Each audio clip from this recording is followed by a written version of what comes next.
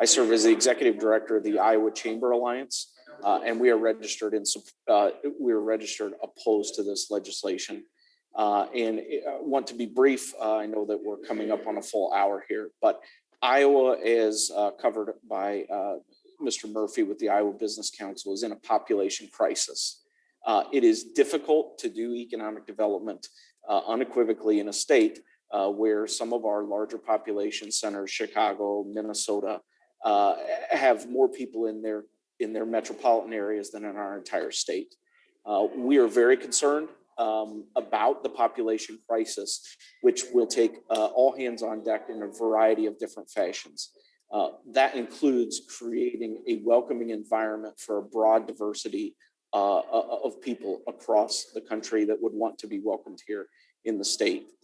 Clearly, there's a different perspective between the proponents and the opponents. Certainly, there is a perception versus reality on both sides perceived on the other. I can tell you unequivocally in the states that this has occurred in the recent past, there is a direct impact on tourism. There are contracts involved across various different business and tourism entities that if these things get passed, business is lost.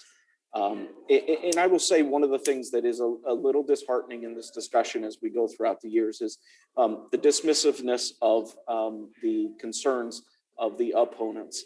I don't think it's fair to assume that anyone who is opposed to this legislation doesn't have closely held religious beliefs themselves.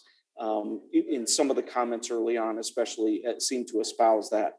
We just think that the current laws seem sufficient under the First Amendment at both the federal and the state level to address these concerns. So with that, we represent over 15,000 members of the largest chambers across the state and would like to register that we would not like to see this bill move forward. Thank you.